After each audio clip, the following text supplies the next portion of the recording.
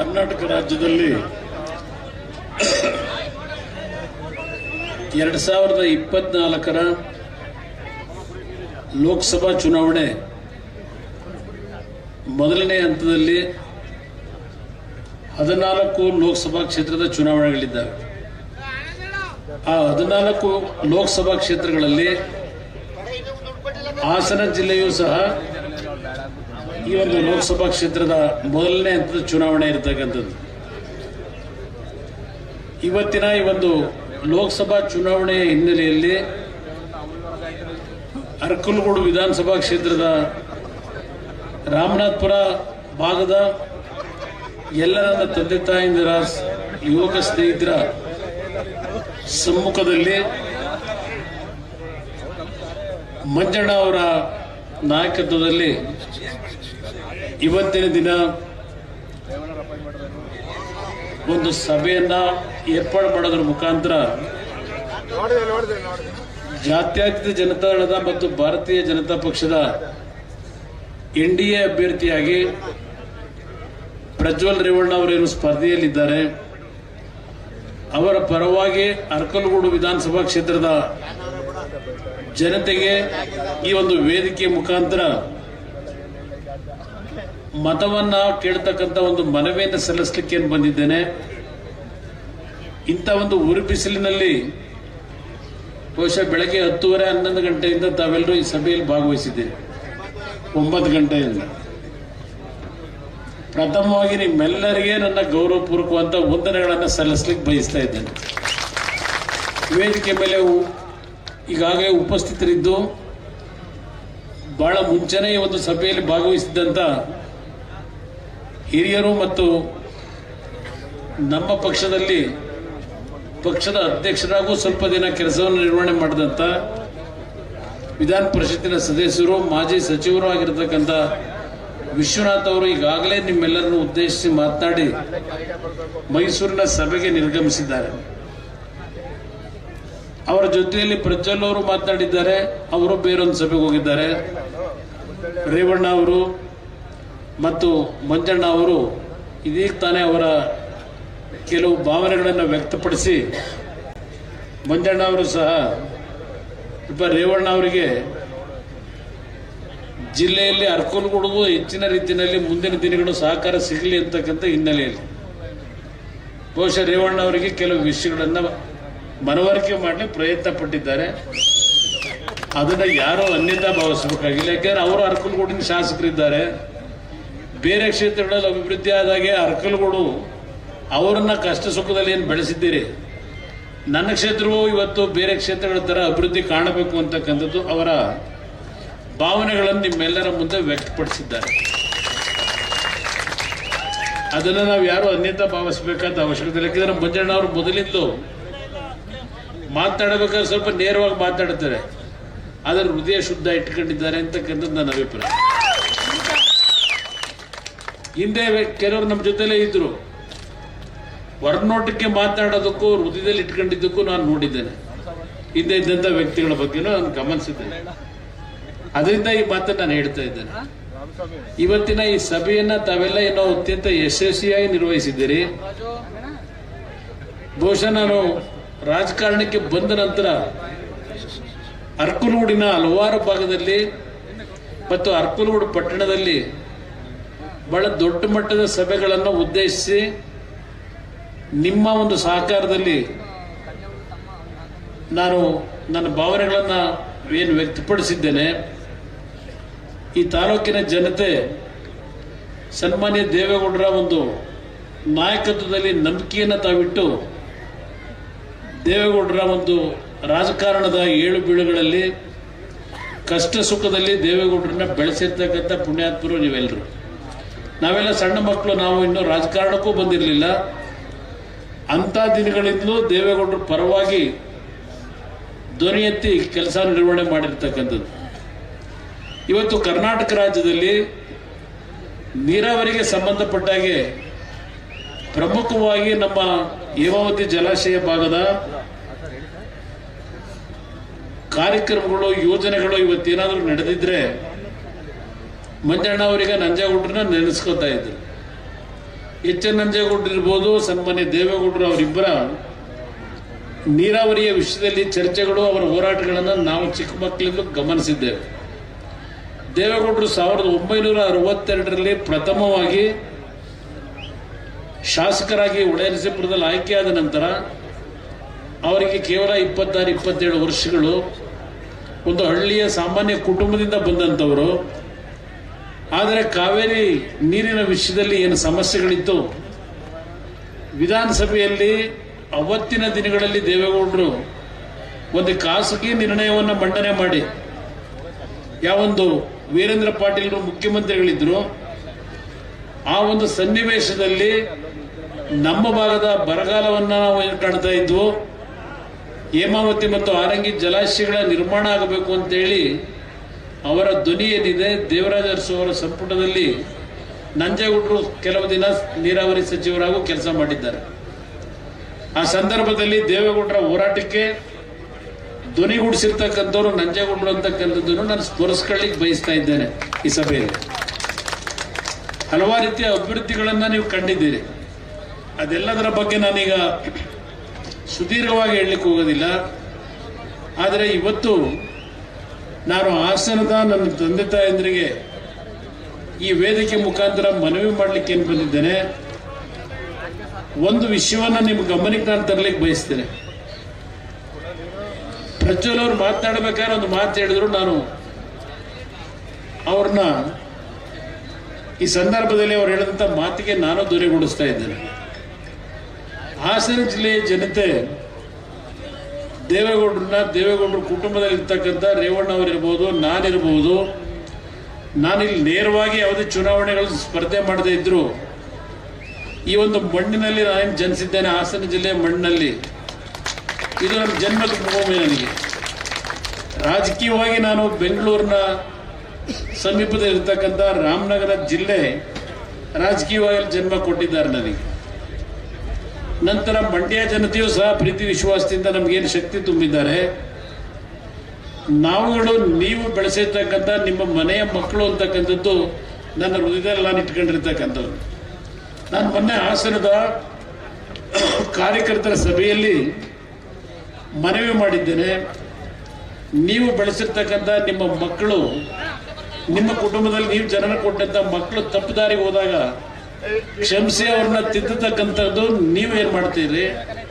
ಅದೇ ರೀತಿ ನಮ್ಮನ್ನ ರಾಜಕೀಯದಲ್ಲಿ ಬೆಳೆಸಿರ್ತಕ್ಕಂಥ ಈ ಒಂದು ಜಿಲ್ಲೆಯ ಜನತೆ ಕೆಲವು ಅಪಪ್ರಚಾರಗಳು, ಕೆಲವು ತಪ್ಪುಗಳು ಆಗಿರ್ತಕ್ಕಂಥದ್ದನ್ನ ತಿದ್ಕೊಳ್ತಕ್ಕಂಥ ಒಂದು ಅವಕಾಶವನ್ನ ಈ ಜಿಲ್ಲೆಯ ಜನತೆ ನೀಡಬೇಕು ಅಂತಕ್ಕಂಥ ಒಂದು ಮನವಿಯನ್ನ ನಾನು ಸಲ್ಲಿಸಿ ಹೋಗಿದ್ದೇನೆ ಹಾಸನದ ಕಾರ್ಯಕ್ರಮದಲ್ಲಿ. ಆದ್ರೆ ಒಂದು ಮಾತನ್ನ ಹೇಳ್ತೇನೆ, ಜಿಲ್ಲೆಯ ಜನತೆಗೆ ನಮ್ಮ ಕುಟುಂಬದಿಂದ ದ್ರೋಹ ಆಗಿಲ್ಲ, ಜಿಲ್ಲೆಗಷ್ಟೇ ಅಲ್ಲ ಇಡೀ ರಾಜ್ಯದ ಜನತೆಗೆ ದ್ರೋಹ ಆಗಿಲ್ಲ ಅಂತಕ್ಕಂಥದ್ದನ್ನ ಬಹಳ ಸ್ಪಷ್ಟವಾಗಿ ಹೇಳ್ತಾ ಇದ್ದೇನೆ. ನಮ್ಮ ಮಂಜಣ್ಣ ಅವರ ಒಂದು ವಿಷಯವನ್ನ ನೆನಪಿಸ್ಕೊಂಡ್ರಿ. 1989 ದೇವೇಗೌಡರು 2 ಕಡೆ ಚುನಾವಣೆ ನಿಂತು, ಹೊಳೆನರಸೀಪುರ ಮತ್ತು ಕನಕಪುರ ವಿಧಾನಸಭಾ ಕ್ಷೇತ್ರ ಚುನಾವಣೆಯಲ್ಲಿ ಸೋತಂತ ದಿನಗಳು. ನಂತರ 91ರಲ್ಲಿ ನಡೆದಂತ ಲೋಕಸಭೆ ಚುನಾವಣೆಯಲ್ಲಿ ಹಲವಾರು ರೀತಿಯ ಒಂದು ದೊಡ್ಡ ಮಟ್ಟದ ಚುನಾವಣೆ ಅದು. ದೇವೇಗೌಡರ ಹತ್ರ ಹಣ ಇಲ್ಲ, ಎಲ್ಲ ಕಡೆ ಸೋತಿದ್ದಾರೆ. ಅಂತ ಒಂದು ಸನ್ನಿವೇಶದಲ್ಲಿ ಏನು ಕೇವಲ 3 ಕ್ಷೇತ್ರದಲ್ಲಿ ಮಾತ್ರ ಬಹುಮತ ಬಂದಂಥದ್ದೇನಿದೆ, ಆ 3 ಕ್ಷೇತ್ರದಲ್ಲಿ ಅರಕಲಗೂಡಿನ ಮಹಾಜನತೆ ದೇವೇಗೌಡರಿಗೆ ಪುನರ್ಜನ್ಮ ಕೊಟ್ಟಂಥದ್ದನ್ನು ಇವತ್ತು ನಾನು ಸ್ಮರಿಸ್ಕೊಳ್ಳಿಕ್ಕೆ ಬಯಸ್ತೇನೆ. ಆಗ ನಾವಿನ್ನೂ ರಾಜಕಾರಣಕ್ಕೆ ಬಂದಿರಲಿಲ್ಲ. 89ರಲ್ಲಿ ದೇವೇಗೌಡರ ರಾಜಕೀಯವೇ ಮುಗಿದೋಯ್ತು ಅಂತಕ್ಕಂಥ ಸಂದರ್ಭದಲ್ಲಿ ಈ ತಾಲೂಕಿನ ಮಹಾಜನತೆ ಮಂಜಣ್ಣವರ ಸಂದರ್ಭದಲ್ಲಿ ದೇವೇಗೌಡರ ಪರವಾಗಿ ಚುನಾವಣೆ ನಡೆಸಿದ್ರು. ಅವರು ಬೇರೆ ಪಕ್ಷದಲ್ಲಿದ್ದರು. ದೇವೇಗೌಡರಿಗೋಸ್ಕರವಾಗಿ ಅವತ್ತು ಇಂಡಿಪೆಂಡೆಂಟ್ ಇದ್ರ, ಅವತ್ತು ಬೇರೆ ಪಕ್ಷದಲ್ಲಿರಲಿಲ್ಲ, ಇಂಡಿಪೆಂಡೆಂಟ್ ಆಗಿ ಪಕ್ಷೇತರರಾಗಿದ್ದಾಗ ದೇವೇಗೌಡರ ಕಷ್ಟ ಕಾಲದಲ್ಲಿ ದೇವೇಗೌಡರಿಗೆ ಸಹಕಾರ ಕೊಟ್ಟಂಥದ್ದನ್ನು ನಾವು ಸ್ಮರಿಸ್ಕೊಳ್ಳೇಬೇಕು. ಅದನ್ನ ಇವತ್ತು ಅವರೇನು ನೆನಪಿಸಿದ್ದಾರೆ, ಅದನ್ನು ನಾವ್ಯಾರು ಮರೀಲಿಕ್ಕೆ ಸಾಧ್ಯ ಇಲ್ಲ. ಅವತ್ತಿನ ಚುನಾವಣೆ ಬಹಳ ದೊಡ್ಡ ಚುನಾವಣೆ. ಕೊನೆಗೆ 48 ಗಂಟೆಗಳ ನಂತರ ಕೇವಲ 3,000 ಮತದಲ್ಲಿ ಗೆದ್ದರು ಅಂತಕ್ಕಂಥ ಘೋಷಣೆ ದೊಡ್ಡ ಹೋರಾಟ ಮಾಡಿ ಪಡಿಬೇಕಾಯ್ತು. ಆ ದಿನಗಳನ್ನು ನಾವು ಕಂಡಿದ್ದೇವೆ ಈ ಜಿಲ್ಲೆಯಲ್ಲಿ. ಅದಾದ ನಂತರ 4 ವರ್ಷದಲ್ಲಿ ನಿಮ್ಮೆಲ್ಲರ ಆಶೀರ್ವಾದ, ಮುಖ್ಯಮಂತ್ರಿನೂ ಆದರೂ ಪ್ರಧಾನಮಂತ್ರಿಗಳೂ ಆಗಿ ಒಬ್ಬ ಮಣ್ಣಿನ ಒಬ್ಬ ರೈತನ ಮಗ ದೇಶವನ್ನು ಆಳಬಹುದು ಅಂತಕ್ಕಂಥದ್ದನ್ನ ನಿರೂಪಿಸಿದಂಥದ್ದು ಈ ಜಿಲ್ಲೆಯ ನಿಮ್ಮ ಶಕ್ತಿ ಏನು ಅಂತಕ್ಕಂಥದ್ದನ್ನ ಸಂದರ್ಭದಲ್ಲಿ ನಾವು ಕಂಡಿದ್ದೇವೆ. ಇವತ್ತು ಈ ಒಂದು ಚುನಾವಣೆ ನಡೀತಾ ಇದೆ. ಕೆಲವು ಹೆಣ್ಣುಮಕ್ಕಳು ತಾಯಿದ್ರು ಕೂತಿದ್ದೀರಿ. ಕಾಂಗ್ರೆಸ್ನ ಸರ್ಕಾರ ಏನು ಬಂದಿದೆ, ನಾನು ಕಾಂಗ್ರೆಸ್ ಅಧಿಕಾರಕ್ಕೆ ಬಂದಿರೋದಕ್ಕೆ ನಮಗೇನು ಅಸೂಯೆ ಇಲ್ಲ. ಆದರೆ ಅವರು ಹೋಗ್ತಾ ಇರತಕ್ಕಂಥ ಮಾರ್ಗದ ಬಗ್ಗೆ ಎಲ್ಲೋ ಒಂದು ಕಡೆ ನಮಗೆ ಮುಂದೆ ರಾಜ್ಯ ಯಾವ ಪರಿಸ್ಥಿತಿಗೆ ಇವರು ತೆಗೆದುಕೊಂಡು ಹೋಗಬಹುದು ಅಂತಕ್ಕಂಥದ್ದು ನನ್ನ ಅಭಿಪ್ರಾಯ. ಚುನಾವಣೆಗಿಂತ ಮುಂಚೆ ನಿಮ್ಮೆಲ್ಲರಿಗೆ ಗೊತ್ತಿದೆ, ಮೇಕೆದಾಟಿನಿಂದ ಒಂದು ಪಾದಯಾತ್ರೆ ಮಾಡಿದ್ರು ಕನಕಪುರದ ಸಂಗಮ ಏನೋ ಒಂದು ಸ್ಥಳದಿಂದ. ನಮ್ಮ ನೀರು ನಮ್ಮ ಹಕ್ಕು ಅಂತ ಹೇಳಿದ್ರು. ಒಂದು ಪಾದಯಾತ್ರೆಯನ್ನು ಮಾಡಿ ಮೇಕೆದಾಟು ನಿರ್ಮಾಣ ಮಾಡ್ತೀವಿ ಅಂತ ಹೇಳಿ ನಮ್ಮ ನೀರು ನಮ್ಮ ಹಕ್ಕು ಅಂತ ಹೇಳಿದಂಥ ಕಾಂಗ್ರೆಸ್ ನಾಯಕರು ನಮ್ಮ ನೀರು ತಮಿಳುನಾಡಿಗೆ ಅಂತಕ್ಕಂಥ ತಮಿಳುನಾಡಿನ ಹಕ್ಕು ಅಂತಕ್ಕಂಥ ರೀತಿಯಲ್ಲಿ ಈ 10 ತಿಂಗಳು ನಡೆದಿರತಕ್ಕಂಥದ್ದು ನಿಮ್ಮ ಕಣ್ಣು ಮುಂದೆ ಇದೆ. ತಮಿಳುನಾಡಿನಲ್ಲಿ ಈಗ ಏನವರು ಹೊಂದಾಣಿಕೆ ಮಾಡ್ಕೊಂಡಿದ್ದಾರೆ. DMK ಪಕ್ಷದವರು ಅವರ ಒಂದು ಮ್ಯಾನಿಫೆಸ್ಟೋದಲ್ಲಿ ಮೇಕೆದಾಟು ನಿರ್ಮಾಣ ಮಾಡಲಿಕ್ಕೆ ನಾವು ಯಾವ ಕಾರಣಕ್ಕೂ ಒಪ್ಪಿಗೆ ಕೊಡೋದಿಲ್ಲ ಅಂತಕ್ಕಂಥ ಮಾತು ಹೇಳಿದ್ದಾರೆ. ಇದು ಕರ್ನಾಟಕದ ಮೇಲೆ, ಅದರಲ್ಲೂ ಹಳೆ ಕರ್ನಾಟಕದ ನಮ್ಮ ಕಾವೇರಿ ಬೇಸಿನ್ ಏನಿದೆ ಇಲ್ಲಿ ಈಗೇನು ನಾವು ನೋವು ಅನುಭವಿಸ್ತಾ ಇದ್ದೇವೆ. ಇವತ್ತು ಬರಗಾಲ ಒಂದು ಕಡೆ, ದನಕರುಗಳಿಗೆ ಮೇವಿಲ್ಲ, ರೈತರು ಬೆಳೆದಂಥ ಬೆಳೆ ನೀರಿನ ಕೊರತೆಯಿಂದ ಹಲವಾರು ಭಾಗದಲ್ಲಿ ಕಬ್ಬು, ಇವತ್ತು ಮಂಡ್ಯ ಜಿಲ್ಲೆಯಲ್ಲಿ ಗಮನಿಸ್ತಾ ಇದ್ದೇನೆ, ಕಬ್ಬು ಸಂಪೂರ್ಣವಾಗಿ ಒಣಗಿ ಬೆಂಕಿ ಇಡ್ತಕ್ಕಂಥ ಪರಿಸ್ಥಿತಿಯಲ್ಲಿದ್ದಾರೆ. ಬರಗಾಲವನ್ನು ಇವತ್ತೇನು ನಾವು ಈ ರೀತಿಯ ಒಂದು ಬರಗಾಲ ಕಾಣ್ತಾ ಇದ್ದೇವೆ. ಕುಡಿಯ ನೀರಿನ ಹಾಹಾಕಾರ, 7-8 ಸಾವಿರ ಹಳ್ಳಿಗಳಲ್ಲಿ ಕುಡಿಯ ನೀರಿಲ್ಲ. ಇಲ್ಲಿ ನಮ್ಮ ಹೇಮಾವತಿ ಜಲಾಶಯದಲ್ಲಿದ್ದಂಥ ನೀರನ್ನ ಬೇರೆ ಭಾಗಕ್ಕೆ ಬಿಡ್ಲಿಕ್ಕೆ ಹೋದಾಗ ಸ್ವಲ್ಪ ಪ್ರತಿಭಟನೆ ನಡೆಸಿದಂಥದ್ದು ನಮ್ಮ ಶಾಸಕರುಗಳು ಮಾಡಿರೋದು ಗಮನಿಸಿದ್ದೇನೆ.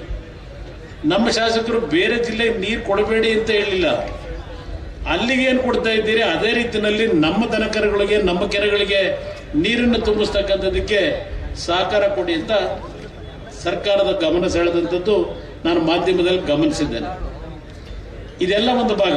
ಇವತ್ತು ನೀರಾವರಿಗೆ ಎಲ್ಲ ರೀತಿಯ ಕಾರ್ಯಕ್ರಮಗಳು ನಿಂತು ಹೋಗಿದ್ದಾವೆ. ದಯವಿಟ್ಟು ತಾವೆಲ್ಲ ಯೋಚನೆ ಮಾಡಬೇಕು, ಯಾವ ಅಭಿವೃದ್ಧಿ ಕಾರ್ಯಕ್ರಮಗಳು ಇಲ್ಲ. ನಾನು ಅಭಿವೃದ್ಧಿಯನ್ನ ಹಿಂದಿನ ದಿನಗಳಲ್ಲಿ ಮಾಡಿದಂಥದ್ದು 2006, 2007, 25 ತಿಂಗಳು ನಾನು ಮುಖ್ಯಮಂತ್ರಿ ಇದ್ದಾಗ ಈ ಜಿಲ್ಲೆಗೆ ಕೊಟ್ಟಂತ ಕೊಡುಗೆಯನ್ನು ನಾನು ಹಲವಾರು ವಿಷಯಗಳನ್ನು ಚರ್ಚೆ ಮಾಡಬಲ್ಲೆ. ಅದು ಅವಶ್ಯಕತೆ ಇಲ್ಲ ನನಗೆ. ಈ ಜಿಲ್ಲೆಯ ಮಣ್ಣಿನ ಮಗನಾಗಿ ಈ ಜಿಲ್ಲೆಯಲ್ಲಿ ಹುಟ್ಟಿ ಜನ್ಮಕ್ಕೆ ಈ ಒಂದು ಜನ್ಮವನ್ನು ಕೊಟ್ಟಂತ ಈ ಪುಣ್ಯ ಭೂಮಿಗೆ ನನ್ನ ಕೈಲಾದ ಮಟ್ಟಿಗೆ ಸೇವೆಯನ್ನು ಸಲ್ಲಿಸಲಿಕ್ಕೆ ರೇವಣ್ಣರ ಜೊತೆಗೂಡಿ ದೇವೇಗೌಡರ ಮಾರ್ಗದರ್ಶನದಲ್ಲಿ ಒಂದು ಕಿರು ಕಾಣಿಕೆಯನ್ನ ಕೊಟ್ಟಿದ್ದೇವೆ ಅಂತಕ್ಕಂಥ ಹೇಳಲಿಕ್ಕೆ ಬಯಸ್ತೀನಿ. ನಮ್ಮ ಕರ್ತವ್ಯ ಆಯಿತು. ನಮಗೆ ಸಿಕ್ಕಂತ 20 ತಿಂಗಳ ಅವಧಿಯಲ್ಲಿ ಈ ಜಿಲ್ಲೆಯ ಸಮಗ್ರ ಅಭಿವೃದ್ಧಿಗೆ ಪ್ರಯತ್ನ ಪಟ್ಟಿದ್ದೇವೆ. ಅದಾದ ನಂತರ 14 ತಿಂಗಳು ನಾನು 2ನೇ ಬಾರಿ ಮುಖ್ಯಮಂತ್ರಿ ಆದಾಗ ಹಲವಾರು ರೀತಿಯ ಸಮಸ್ಯೆಗಳನ್ನು ಎದುರಿಸಿದ್ದೇನೆ. ಆ 20 ತಿಂಗಳು ನನಗಂತ ಸಮಸ್ಯೆಗಳಿರಲಿಲ್ಲ. ಈ 14 ತಿಂಗಳಲ್ಲಿ ನಾನು ಯಾವ ನಮ್ಮ ರೈತರು ಪ್ರತಿನಿತ್ಯ ಆತ್ಮಹತ್ಯೆಗಳು ಮಾಡ್ಕೊತಾ ಇದ್ರು, ಒಂದು ಸಾರ್ವಜನಿಕವಾಗಿ ನಾನು ಸಭೆಗಳಲ್ಲಿ ಹೇಳಿದ್ದೆ, ಯಾವುದೇ ಕಾರಣಕ್ಕೂ ನಮ್ಮ ರೈತರು ಆತ್ಮಹತ್ಯೆಗೆ ಶರಣಾಗಬೇಡಿ, ನಮ್ಮ ಪಕ್ಷ ಅಧಿಕಾರಕ್ಕೆ ಬಂದರೆ ರೈತರ ಸಾಲವನ್ನು ಸಂಪೂರ್ಣ ಮನ್ನಾ ಮಾಡಿಕೊಡ್ತೀನಿ ಅಂತ ಹೇಳಿ. ಆ ಒಂದು ಸಂದರ್ಭ ನಮ್ಮ ಪಕ್ಷಕ್ಕೆ ಆಗಲೂ ಬಹುಮತ ಕೊಡಲಿಲ್ಲ ಈ ರಾಜ್ಯದ ಜನತೆ.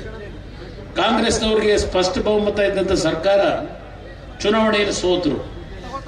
ದೇವೇಗೌಡರನ್ನು ಭೇಟಿ ಮಾಡಿ ನಮ್ಮ ಜೊತೆ ಸರ್ಕಾರ ಮಾಡಬೇಕು ಅಂತ ಬಂದವರು ಅವರೇ. ಆಗಲೂ ದೇವೇಗೌಡರು ಹೇಳಿದ್ರು, ನನ್ನ ಮಗನ ಆರೋಗ್ಯ ಚೆನ್ನಾಗಿಲ್ಲ, ಮಲ್ಲಿಕಾರ್ಜುನ್ ಖರ್ಗೆ ಅವರನ್ನ ನೀವು ಮುಖ್ಯಮಂತ್ರಿ ಮಾಡ್ತೀರೋ, ಸಿದ್ದರಾಮಯ್ಯವ್ರನ್ನ ಮಾಡ್ಕೋತೀರೋ, ಯಾರನ್ನು ಬೇಕಾದ್ರೂ ನೀವು ಮಾಡ್ಕೊಳ್ಳಿ, ನನ್ನ ಮಗನಿಗೆ ಮುಖ್ಯಮಂತ್ರಿಯ ಸ್ಥಾನದ ಅವಶ್ಯಕತೆ ಇಲ್ಲ ಅಂತಕ್ಕಂಥದ್ದನ್ನ ಸ್ಪಷ್ಟವಾಗಿ ಕಾಂಗ್ರೆಸ್ನ ನಾಯಕರ ಮುಂದೆ ಹೇಳಿದ್ರು. ದೆಹಲಿಯ ನಾಯಕರು ಇಲ್ಲ ಕುಮಾರಸ್ವಾಮಿನೇ ಆಗಬೇಕು ಅಂತ ನನ್ನ ಮೇಲೆ ಒತ್ತಡ ಹಾಕಿ ಮಾಡ್ಕೊಂಡು, ಅವತ್ತು ನಾನು ಒಪ್ಕೊಳ್ಳಿಕ್ಕೆ ಕಾರಣ ನನ್ನ ರೈತರ ಬದುಕೇನಾಗಿತ್ತು, ರೈತರಿಗೆ ಒಂದು ಆತ್ಮಸ್ಥೈರ್ಯ ತುಂಬಬೇಕು, ರೈತರ ಕುಟುಂಬಗಳು ಉಳಿಸಬೇಕು ಅನ್ನೋದಕ್ಕೋಸ್ಕರವಾಗಿ ನಾನು ಅವತ್ತು ಕಾಂಗ್ರೆಸ್ ಜೊತೆ ಸರ್ಕಾರ ಏನು ಮಾಡಿದೆ, ಮೊದಲನೇ ದಿನದಿಂದಲೇ ಪ್ರಾರಂಭ ಮಾಡಿದ್ರು. ರೈತರ ಸಾಲ ಮನ್ನಾ ಮಾಡಲಿಕ್ಕೂ ನಮ್ಮ ಪಕ್ಷಕ್ಕೂ ಸಂಬಂಧ ಇಲ್ಲ. ಇವತ್ತು ನಮ್ಮ ಕಾರ್ಯಕ್ರಮಗಳೇನಿದ್ದಾವೆ ಆ ಕಾರ್ಯಕ್ರಮಗಳನ್ನು ಮುಂದುವರಿಸಿ ಯಾವುದೇ ಕಾರ್ಯಕ್ರಮಕ್ಕೆ ಒಂದು ನಯಾ ಪೈಸೆ ಕಡಿಮೆ ಮಾಡಬಾರದು ಅಂದರು. ನಾನು ಹೇಳಿದೆ ಅವರಿಗೆ, ನೀವು ಏನು ಘೋಷಣೆ ಮಾಡಿದ್ದೀರಿ ಎಲ್ಲ ಕಾರ್ಯಕ್ರಮ ಮುಂದುವರಿಸ್ಕೊಡ್ತೀನಿ, ಆದರೆ ನಮ್ಮ ರೈತರ ಸಾಲ ಮನ್ನಾ ಮಾಡೋ ವಿಷಯದಲ್ಲಿ ನೀವು ನನಗೆ ಸಹಕಾರವನ್ನು ಕೊಡದೇ ಇದ್ರೆ ಈ ಸರ್ಕಾರ ಇದ್ರೂ ಒಂದೇ ಇಲ್ಲದೆ ಇದ್ರು ಒಂದೇ ಅಂತಕ್ಕಂಥ ಮಾತನ್ನು ಹೇಳಿ ಅವರ ಸಹಕಾರ ನಮ್ಗೆ ಇಲ್ಲದೆ ಇದ್ರು ಅವತ್ತು 25,000 ಕೋಟಿ ಹಣವನ್ನ ಕೇವಲ 14 ತಿಂಗಳಲ್ಲಿ ನನ್ನ ರೈತರ ಕುಟುಂಬಗಳನ್ನು ಉಳಿಸಬೇಕು ಅಂತ ಹೇಳಿ ಈ ದೇಶದ ಇತಿಹಾಸದಲ್ಲಿ ಯಾವುದಾದ್ರೂ ಒಂದು ರಾಜ್ಯ ಸರ್ಕಾರ ಆ ಮಟ್ಟದ ಹಣವನ್ನ ಇವತ್ತು ಕೊಡ್ತಕ್ಕಂಥ ಕೆಲಸ ಮಾಡಿದ್ರೆ ಅದು ನೀವು ಬೆಳೆಸಿರ್ತಕ್ಕಂಥ ನಿಮ್ಮ ಕುಟುಂಬದ ಮಕ್ಕಳು ನಾವು ಮಾಡಿ ತೋರಿಸಿದ್ದೇವೆ ಅಂತಕ್ಕಂಥದ್ದನ್ನ ಈ ಸಂದರ್ಭದಲ್ಲಿ ಹೆಮ್ಮೆಯಿಂದ ನಾನು ಹೇಳಲಿಕ್ಕೆ ಬಯಸ್ತಾ ಇದ್ದೇನೆ. ಆ ಒಂದು ಸಾಲ ಮನ್ನಾದಲ್ಲಿ ಹಾಸನ ಜಿಲ್ಲೆಗೆ ಒಂದಕ್ಕೆ ಸುಮಾರು 750 ಕೋಟಿಗೂ ಹೆಚ್ಚಿನ ರೈತರ ಸಾಲ ಮನ್ನಾ ಆಗಿದೆ. 750 ಕೋಟಿ. ಆ 750 ಕೋಟಿ ಸಾಲ ಮನ್ನಾದಲ್ಲಿ ಕೇವಲ ಬರೀ ಒಕ್ಕಲಿಗ ಸಮಾಜಕ್ಕೆ ಅನುಕೂಲ ಆಯ್ತಾ? ನನ್ನ ಕುರುಬ ಸಮಾಜದ ಬಂಧುಗಳಿಗೆ ಇವತ್ತು ಆ ಸಾಲ ಮನ್ನಾದ ಯೋಜನೆ ದೊರಕಲಿಲ್ವೇ? ವೀರಶೈವ ಸಮಾಜದ ಬಂಧುಗಳಿಗೆ ಸಾಲ ಮನ್ನಾ ಯೋಜನೆ ದೊರಕಲಿಲ್ವೇ? ದಲಿತ ಕುಟುಂಬಗಳ ರೈತರುಗಳಿದ್ದೀರಿ, ನಿಮಗೆ ಸಾಲ ಮನ್ನಾ ಯೋಜನೆ ಹಣ ಬರಲಿಲ್ವೇ? ಇದು ನೀವು ಬೆಳೆಸಿರ್ತಕ್ಕಂಥ ನಿಮ್ಮ ಮಕ್ಕಳು ಮಾಡಿರ್ತಕ್ಕಂಥ ಒಂದು ಸಣ್ಣ ಸಾಧನೆ. ಇವತ್ತು ನಮ್ಮ ರೈತರು ಕಷ್ಟದಲ್ಲಿದ್ದಾರೆ. ಇವತ್ತು ಕಳೆದ ಬಾರಿ ಹಲವಾರು ಕಡೆ ರೈತರು ಬೆಳೆದಂತ ಬೆಳೆ ಸಂಪೂರ್ಣ ನಾಶ ಆಗಿದೆ. ಸರ್ಕಾರವೇ ಹೇಳ್ತಾ ಇದೆ 38,000 ಕೋಟಿ ಮೌಲ್ಯದ ಬೆಳೆ ನಷ್ಟ ಆಗಿದೆ ಅಂತ ಹೇಳಿ. ಕೇಂದ್ರ ಸರ್ಕಾರದ ಮುಂದೆ 18,000 ಕೋಟಿ ಪರಿಹಾರ ಕೊಡಿ ಅಂತ ಕೇಳ್ತಾ ಇದ್ದಾರೆ. 18,000 ಕೋಟಿ ಪರಿಹಾರ ಕೊಡ್ತಕ್ಕಂಥದಕ್ಕೆ ಕೇಂದ್ರದಲ್ಲಿ ಯಾವುದೇ ಸರ್ಕಾರಗಳಿದ್ರೂ ಕೊಡ್ಲಿಕ್ಕೆ ಸಾಧ್ಯ ಇಲ್ಲ. ಇದು ಇರ್ತಕ್ಕಂಥ ವಾಸ್ತವಾಂಶ. ಈಗ ನಾನು ರೈತರ ಸಾಲ ಮನ್ನಾ ಮಾಡಿದಾಗ ನರೇಂದ್ರ ಮೋದಿ ಅವ್ರ ಮುಂದೆ ಹೋಗಿ ನಿಂತ್ಕೊಂಡ ನಮ್ಮ ರೈತರ ಸಾಲ ಮನ್ನಾ ಮಾಡ್ತೀನಿ ಅಂತ ಘೋಷಣೆ ಮಾಡಿಬಿಟ್ಟಿದ್ದೀನಿ, ನೀವು ಹೆಚ್ಚಿನ ರೀತಿಯಲ್ಲಿ ನಮಗೆ ಆರ್ಥಿಕವಾಗಿ ನೆರವು ಕೊಡಬೇಕು ಅಂತ ನರೇಂದ್ರ ಮೋದಿ ಮುಂದೆ ಹೋಗಲಿಲ್ಲ. ನಮ್ಮ ರಾಜ್ಯದ ಜನತೆ 6.5 ಕೋಟಿ ಜನತೆ ನೀವು ಕಟ್ಟತಕ್ಕಂಥ ತೆರಿಗೆ ಹಣ ರಾಜ್ಯ ಸರ್ಕಾರಕ್ಕೆ ಏನು ಬರುತ್ತೆ? ನಿಮ್ಮ ಹಣವನ್ನ ನಿಮಗೆ ದಾರಿ ಎರೆದಿದ್ದೇನೆ 25,000 ಕೋಟಿ ಸಾಲ ಮನ್ನಾ ಮಾಡಿ. ನಾನು ಕೇಂದ್ರ ಸರ್ಕಾರದ ಮುಂದೆ ಅರ್ಜಿ ಹಿಡ್ಕೊಂಡು ಹೋಗಲಿಲ್ಲ, ಸಾಲ ಮನ್ನಾ ಮಾಡಕ್ಕಂತ ದುಡ್ಡಿಲ್ಲರಪ್ಪ ದುಡ್ಡು ಕೊಡಿ ಅಂತ ಕೇಳಲಿಲ್ಲ. ಇದು ನಮಗೂ ಕಾಂಗ್ರೆಸ್ನವ್ರಿಗೂ ಇರ್ತಕ್ಕಂಥ ವ್ಯತ್ಯಾಸವನ್ನ ಅರ್ಥ ಮಾಡ್ಕೊಳ್ಳಿ. ಇಲ್ಲಿ ಕೆಲವು ಹೆಣ್ಣುಮಕ್ಕಳು ಕೂತಿದ್ರು, ಕೆಲವು ಹೊರಟ್ಬಿಟ್ಟಿದ್ದೀರಿ. ನಾನು ನಿಮ್ಮ ಕುಟುಂಬದ ತಾಯಂದರಿಗೆ, ಮಹಿಳೆಯರಿಗೆ ನಾನು ನಿಮ್ಮ ಮುಖಾಂತರ ಮನವಿ ಮಾಡೋದು, ಆಯ್ತಪ್ಪ ಇದೆಂಥದ್ದು 5 ಗ್ಯಾರಂಟಿ ಹೇಳ್ತಾ ಇದ್ದಾರಲ್ವೇ, 5 ಗ್ಯಾರಂಟಿಯಿಂದ ನಿಮ್ಮ ಆರ್ಥಿಕ ಶಕ್ತಿ ಎಷ್ಟು ಮಟ್ಟಕ್ಕೆ ಬೆಳೆದಿದೆ? 2,000 ರೂಪಾಯಿನಲ್ಲಿ ನನ್ನ ತಾಯಂದರು ಅದಕ್ಕೆ ತೃಪ್ತಿ ಆಗ್ತೀರಾ ನೀವು? ಸ್ವಾತಂತ್ರ್ಯ ಬಂದು 77 ವರ್ಷ ಆಯಿತು, ನಿಮ್ಮನ್ನ ಇನ್ನೂ 2,000 ರೂಪಾಯಿಗೆ ಬಹುಶಃ ಅರ್ಕಲ್ಗೊಂಡಲ್ಲೇ ಒಂದು ಬಾರಿ ನಡೀತು. ಕಾಂಗ್ರೆಸ್ನ ಅಭ್ಯರ್ಥಿ ಕಳೆದ ಬಾರಿ ಚುನಾವಣೆ ಸಂದರ್ಭದಲ್ಲಿ, ವಿಧಾನಸಭೆ ಚುನಾವಣೆ ಆಗೋದಕ್ಕಿಂತ ಮುಂಚೆ ಇಲ್ಲಿ ಸೀರೆ ಹಂಚತಕ್ಕಂಥ ಕಾರ್ಯಕ್ರಮ ಮಾಡಿದ್ರು. ನೀವು ಮರ್ತು ಬಿಟ್ಟೇನೋ ಗೊತ್ತಿಲ್ಲ, ನಾನು ಇನ್ನೂ ನನ್ನ ತಲೆಯಲ್ಲಿ ಇಟ್ಕೊಂಡಿದ್ದೆ. ಆ ಸೀರೆ ಹಂಚಲಿಕ್ಕೆ ಬಂದಾಗ ಆ ನೂಕ್ಲಾಗಿ ಹಲವಾರು ಹೆಣ್ಣು ಮಕ್ಕಳು ಪೆಟ್ಟು ತಿಂದಂಥದ್ದು ನಾನು ಪತ್ರಿಕೆಗಳ ಗಮನಿಸಿದ್ದೇನೆ. ಇವತ್ತು ಈ ಸರ್ಕಾರಗಳು ಸ್ವಾತಂತ್ರ್ಯ ಬಂದು 40-50 ವರ್ಷ ನಿರಂತರವಾಗಿ ಕಾಂಗ್ರೆಸ್ದೇ ಸರ್ಕಾರ, ದೆಹಲಿಯಲ್ಲೂ ಕಾಂಗ್ರೆಸ್ ಸರ್ಕಾರ, ರಾಜ್ಯದಲ್ಲೂ ಕಾಂಗ್ರೆಸ್ದೇ ಸರ್ಕಾರ 1977ನೇ ಇಸ್ವಿಯವರೆಗೆ ಆಗಿದ್ರೆ ನಿಮ್ಮನ್ನ ಇನ್ನೂ ಕೈಗೊಡ್ಡ ಪರಿಸ್ಥಿತಿಗೆ ಯಾಕೆ ನಿಲ್ಲಿಸಿದ್ದಾರೆ? ನಿಮ್ಮನ್ನ ಆರ್ಥಿಕವಾಗಿ ಸದೃಢವಾಗಿ ಬೆಳೆಸಿ ಕೈ ಎತ್ತಿ ನಿಮ್ಮ ಅಕ್ಕಪಕ್ಕದ ಜನತೆಗೆ ಕಷ್ಟದಲ್ಲಿ ಕೊಡ್ತಕ್ಕಂಥ ಒಂದು ಶಕ್ತಿಯನ್ನ ನಿಮಗೆ ಇನ್ನೂ ಬೆಳೆಸಿದೆ. ಈಗಲೂ ನಿಮಗೆ ಅದು ಕೊಡ್ತೀವಿ ಇದು ಕೊಡ್ತೀವಿ ಅಂತೇಳಿ ನಿಮ್ಮ ದುಡ್ಡು ಅದು, ಇಲ್ಲೇನು ಇವರೇನು ಕಷ್ಟ ಸಂಪಾದನೆ ಮಾಡಿರೋ ದುಡ್ಡು ಅದು.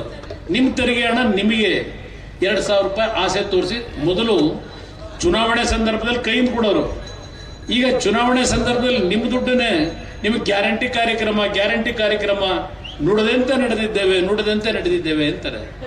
ಇವತ್ತು ಆ ದುಡ್ಡೇನು ಕೊಡ್ತಾ ಇದ್ದಾರೆ, ಆ ದುಡ್ಡನ್ನ ಕೊಡಬೇಕಾದ್ರೆ ಏನು ಯಾವ ಬೆಲೆ ತೆರ್ತಾ ಇದ್ದಾರೆ ಯೋಚನೆ ಮಾಡಿದ್ದೀರಾ? ಇವತ್ತು ಈ ಸರ್ಕಾರ 1,05,000 ಕೋಟಿ ಸಾಲ ಮಾಡಿದ್ದಾರೆ.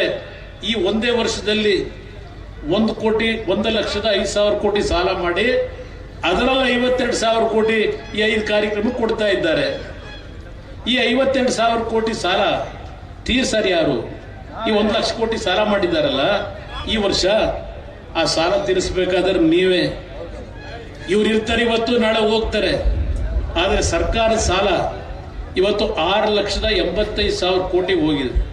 ಸರ್ಕಾರ ಮಾಡಿರೋ ಸಾಲ ಈ ಸಾಲ ನಾವು ತೀರ್ಸಲ್ಲ, ಅವರು ತೀರ್ಸಲ್ಲ, ಕೊನೆಗೆ ನಿಮ್ಮ ಜೋಬಿಗೆ ಕೈ ಹಾಕ್ತೀವಿ ಈ ಸಾಲ ತೀರಿಸ್ಲಿಕ್ಕೆ ಬರ್ಬಾದಾದಾಗ. ಇದು ಇರ್ತಕ್ಕಂಥ ಪರಿಸ್ಥಿತಿ.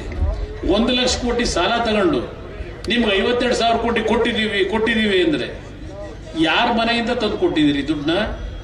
ನಿಮ್ಮ ದುಡ್ಡು ನಿಮಗೆ ಕೊಟ್ಟವ್ರು. ಆ ಓಲಿ ಆ 2,000 ರೂಪಾಯಿನಲ್ಲಿ ನಿಮ್ಮ ಕುಟುಂಬದ ಮಕ್ಕಳಿಗೆ ಶಿಕ್ಷಣ ಕೊಡಿಸ್ಲಿಕ್ಕೋ, ಇಲ್ಲಿ ಒಂದು ಗಂಡ ಹೆಂಡತಿ ಬಂದ್ರೆ ಇಲ್ಲಿ ಒಂದು ಮಗು ಕರ್ಕೊಂಬಂದ್ರು ವೇದಿಕೆ ಮೇಲೆ, ಇವತ್ತು ಆ ಮಗುಗೆ ಬೋನ್ ಮ್ಯಾರೋ ಟ್ರಾನ್ಸ್ಪ್ಲಾಂಟ್ ಆಗಬೇಕು, ಸುಮಾರು 30 ಲಕ್ಷ ಖರ್ಚು ಮಾಡಬೇಕು.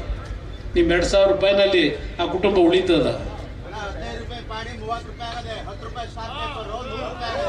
ಅದನ್ನು ಹೇಳ್ತಾ ಇದ್ದೇನೆ. ಈಗ ನೀವೇನು ಸ್ಟಾಂಪ್ಸ್ ಅಂಡ್ ರಿಜಿಸ್ಟ್ರೇಷನ್ಗೆ ನೀವೇನಾದ್ರೂ ಒಂದು ಪತ್ರಗಳನ್ನ ರಿಜಿಸ್ಟರ್ ಮಾಡಿಸ್ಬೇಕಾದ್ರೆ ಅದಕ್ಕೆ ದುಡ್ಡು ಎಷ್ಟು ಪಟ್ಟು ಏರಿಕೆ ಮಾಡಿದ್ರು, ನಿಮ್ಮ ಗೈಡ್ ಲೈನ್ಸ್ ವ್ಯಾಲ್ಯೂ ಅಂತ ಹೇಳಿ ಅದ್ರ ಬೆಲೆ ಏನು ಜಾಸ್ತಿ ಮಾಡ್ಕೊಂಡಿದ್ದಾರೆ.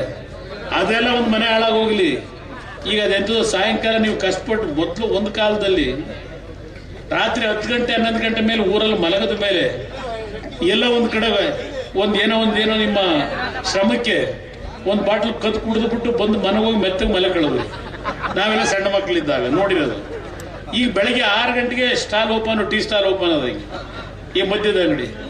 ರೇಟ್ ಇಲ್ಲಿ ತಗೊಂಡು ಹೋಗೋರೀಗ ನಿಮ್ಗೆ ಇಲ್ಲಿ 2,000 ಹೆಣ್ಮಕ್ಳು ಕೊಡ್ತೀವಿ ಅಂತ ಹೇಳಿ ಈಗ ದುಡಿಮೆ ಮಾಡೋ ಕುಟುಂಬಗಳ ಆ ಶ್ರಮಜೀವಿಗಳ ಜೋಬಿಗೆ 4,000 5,000 ರೂಪಾಯಿ ನಿಮ್ಮಿಂದ ಕಿತ್ಕೊಂಡು 2,000 ರೂಪಾಯಿ ಕೂಡ ದೊಡ್ಡ ವಿಷಯವ? ನಿಮ್ಮನ್ನು ಕೇಳಲಿಕ್ಕೆ ಬಯಸ್ತೀನಿ. ಇದು ಈ ಸರ್ಕಾರದ ನಡವಳಿಕೆ ಏನಿದೆ, ಮುಂದಿನ ದಿನಗಳಲ್ಲಿ ಏನಾಗ್ತದೆ? ಒಂದು ಅಭಿವೃದ್ಧಿ ಕಾರ್ಯಕ್ರಮ ಇಲ್ಲ, ಎಲ್ಲೂ ರಾಜ್ಯದಲ್ಲಿ ಒಂದು ಅಭಿವೃದ್ಧಿ ಕಾರ್ಯಕ್ರಮ ಇಲ್ಲ, ಯಾವುದೇ ರಸ್ತೆಗಳ ಕೆಲಸ ಇಲ್ಲ, ಕಟ್ಟಡಗಳ ಕೆಲಸ ಇಲ್ಲ. ಇದು ನಡೀತಾ ಇರತಕ್ಕಂಥ ಈ ಒಂದು ಸರ್ಕಾರದ ನಡವಳಿಕೆ ಏನಿದೆ, ಒಂದು ಮಾತನ್ನ ನಾನು ನಿಮ್ಮ ಮುಂದೆ ಇಡ್ಲಿಕ್ಕೆ ಬಯಸ್ತಾ ಇದ್ದೇನೆ ಈ ವೇದಿಕೆ ಮುಖಾಂತರ ನಾಡಿನ ಜನತೆಗೆ. ಇವತ್ತು ಬಿಜೆಪಿ ಮತ್ತೆ JDS ನ ಹೊಂದಾಣಿಕೆ ಇದೆಯಲ್ಲ, ನಮ್ಮ ವೈಯಕ್ತಿಕವಾದಂತಹ ಸ್ಥಾನಮಾನಗಳನ್ನು ಪಡಿಬೇಕು ಅಂತ ಅಲ್ಲ. ದೇವೇಗೌಡರು ನೀವೇನು ಬೆಳೆಸಿದಂತ ಈ ಮಣ್ಣಿನ ಮಗ ದೆಹಲಿಯ ಕೆಂಪು ಕೋಟೆನೋ ಹಾಳು ಬಂದಾಯ್ತು, ದೆಹಲಿ ಅಧಿಕಾರಗಳು ಏನು ಅನ್ನೋದು ನೋಡಾಗಿದೆ. ಬಹುಶಃ ಅವತ್ತು ದೇವೇಗೌಡರು ಆ ಅಧಿಕಾರ ಬಿಟ್ಟು ಬಂದರಲ್ಲ, ಆ ಜಾಗದಲ್ಲಿ ಇನ್ನು ಯಾರೇ ಇದ್ದಿದ್ರು 5 ವರ್ಷ ಸಂಪೂರ್ಣವಾಗಿ ಅವರಿವರು ಕಾಲು ಹಿಡ್ಕೊಂಡು 5 ವರ್ಷ ಸಂಪೂರ್ಣವಾಗಿ ಅಧಿಕಾರ ನಡೆಸೋರು. ಆದ್ರೆ ದೇವೇಗೌಡರು ಸ್ವಾಭಿಮಾನಕ್ಕೆ ತಲೆ ಬಾಗಲಿಲ್ಲ. ಏನ್ ತಪ್ಪು ಮಾಡಿದ್ರು ಅಂತ ಕಾಂಗ್ರೆಸ್ ಅವತ್ತು ಅವ್ರನ್ನ ಪ್ರಧಾನಮಂತ್ರಿ ಸ್ಥಾನ ಇಳಿಸಿದ್ರು. ಯಾವ ತಪ್ಪು ಮಾಡಿದ್ರು ಅಂತೇಳಿ ಪ್ರಧಾನಮಂತ್ರಿ ದೇವೇಗೌಡರು ನಾವೇ ಮಾಡೋದು ಅಂತಾರೆ ಕಾಂಗ್ರೆಸ್ನವರು. ಆಯ್ತಪ್ಪ, ನೀವು ಮಾಡಿದ್ರ? 196 ಜನ ಕಾಂಗ್ರೆಸ್ ಹೊರತುಪಡಿಸಿ ಗೆದ್ದಿದ್ರು. ಅವರು ಒತ್ತಡ ಹಾಕಿ ದೇವೇಗೌಡರನ್ನು ಪ್ರಧಾನಮಂತ್ರಿ ಮಾಡಿದ್ರು. ಪ್ರಧಾನಮಂತ್ರಿಗಿರಿಂದ ಇಳಿಸಿದವರು ಕಾಂಗ್ರೆಸ್ನವರು. ಏನಕ್ಕೆ ಇಳಿಸ್ದು ಅಂತೇಳಿ ಇವತ್ತವರೆಗೆ ಯಾರಾದ್ರೂ ಸತ್ಯ ಹೇಳಿದ್ರು? ಅವರು ಸತ್ಯವೇನ ಮನೆ ದೇವರು ಅಂತಾರೆ. ದೇವೇಗೌಡರು ಬರೀ ಸುಳ್ಳು ಹೇಳ್ತಾರೆ ಅಂತಾರೆ. ಪಾಪ ಇಲ್ಲೇ ಬೆಳೆದಂತ ನಮ್ಮ ನಾಯಕರು ಇವತ್ತು ದೇವೇಗೌಡರನ್ನು ಯಾಕೆ ಇಳಿಸಿದ್ರು ಕಾಂಗ್ರೆಸ್ನವರು ಪ್ರಧಾನಮಂತ್ರಿ ಸ್ಥಾನದಿಂದ? ಏನೋ ದುಡ್ಡು ಹೊಡೆದಿದ್ರ, ಇಲ್ಲ ದೇಶಕ್ಕೆ ದ್ರೋಹ ಮಾಡಿದ್ರ? ಯಾತಕ್ಕೆ ಇಳಿಸಿದ್ರು? ಅವತ್ತು ಅವರ ಆಡಳಿತ ಎಲ್ಲ ಕೊಂಡಾಡಿದ್ರು. ಮಾಧ್ಯಮಗಳಲ್ಲಿ ಅವರ ಬಗ್ಗೆ ದೊಡ್ಡ ಮಟ್ಟದ ಪ್ರಚಾರ ದೊರಕಲಿಲ್ಲ ಅಷ್ಟೆ. ಇವತ್ತು ನರೇಂದ್ರ ಮೋದಿ ದೇವೇಗೌಡರನ್ನ ನೀವು ನೋಡಿದ್ರಿ ಮೊನ್ನೆ, ಅವ್ರನ್ನ ಚೇರ್ ಹಾಕಿ ಕೂರಿಸಿ ಪ್ರಧಾನಮಂತ್ರಿ ಕಚೇರಿಯಲ್ಲಿ ನಮ್ಮಗಳನ್ನು ಜೊತೆಯಲ್ಲಿ ನಿಲ್ಲಿಸ್ಕೊಂಡು ಒಬ್ಬ ತಂದೆಯನ್ನ ಕೂರಿಸಿ ಮಗ ಹಿಂದ್ಗಡೆ ನಿಂತು ಫೋಟೋ ತೆಗೆಸ್ಕೊಂಡಾಗೆ ದೇವೇಗೌಡರು ಗೌರವ ಇವತ್ತು ಕೊಡ್ತಾ ಇದ್ದಾರೆ ನರೇಂದ್ರ ಮೋದಿ ಅಂದ್ರೆ ಅದಕ್ಕೆ ಕಾರಣ ನೀವು ಬೆಳೆಸಿರ್ತಕ್ಕಂಥ, ನೀವು ಈ ಮಟ್ಟಿಗೆ ತಂದಂತ ಆ ಕೀರ್ತಿ ಈ ಜಿಲ್ಲೆಯ ಜನತೆ ಹೋಗಬೇಕು ಅನ್ನೋದು ನನ್ನ ಅಭಿಪ್ರಾಯ. ಇವತ್ತು ಇದರೆಲ್ಲದರ ಹಿನ್ನೆಲೆಯಲ್ಲಿ ಕೈ ಜೋಡಿಸಿ ನಿಮಗೆ ಮನವಿ ಮಾಡ್ತೇನೆ. ಇವತ್ತು ಬಿಜೆಪಿ JDS ನ ಹೊಂದಾಣಿಕೆಯನ್ನು ನಾನು ಮಾಡಿರ್ತಕ್ಕಂಥದ್ದು. ನಾನು ಸಂಪೂರ್ಣವಾಗಿ ಅಧಿಕಾರ ಪಡೀಲಿಕ್ಕೆ ಆಗಲಿಲ್ಲ. ನಾನು ದೇವರು 2 ಬಾರಿ ನನಗೆ ಅವಕಾಶ ಕೊಟ್ಟ. ಆ 2 ಬಾರಿ ಅವಕಾಶ ಕೊಟ್ಟಾಗಲೂ 20 ತಿಂಗಳು ಒಂದು ಬಾರಿ, 14 ತಿಂಗಳು ಒಂದು ಬಾರಿ, ಆಗಲೂ ರೈತರ ಸಾಲ ಮನ್ನಾ ಮಾಡಿಕೊಟ್ಟೆ. ಅದಷ್ಟೇ ಅಲ್ಲ, 56,000 ಕುಟುಂಬಗಳಿಗೆ ಶಿಕ್ಷಣ ಇಲಾಖೆಯಲ್ಲಿ ಕೆಲಸ ಕೊಟ್ಟಿದ್ದೇನೆ. ಆ ಸಂದರ್ಭದಲ್ಲಿ ಈ ಕಳೆದ 14 ವರ್ಷದಲ್ಲಿ ಬಂದಂತ ಸರ್ಕಾರಗಳು ಎಷ್ಟು ಕುಟುಂಬಗಳ ಮಕ್ಕಳಿಗೆ ಕೆಲಸ ಕೊಟ್ಟಿದ್ದಾರೆ ಇವತ್ತು ದಯವಿಟ್ಟು ಕೇಳಿ. ಅವ್ರನ್ನ ಕಾಂಗ್ರೆಸ್ನವ್ರನ್ನ ಕೇಳಿ, ಬೇರೆಯವ್ರನ್ನ ಕೇಳಿ. ನಾವು ಯಾವ ರೀತಿ ನಡ್ಕೊಂಡಿದ್ದೇವೆ ನಿಮ್ಮ ಗಮನಕ್ಕೆ ನಾನು ತರ್ತಾ ಇದ್ದೇನೆ. ನೀರಾವರಿ ಕೆಲಸ ಇರ್ಬೋದು, ರಸ್ತೆಗಳ ಕೆಲಸ ಇರ್ಬೋದು.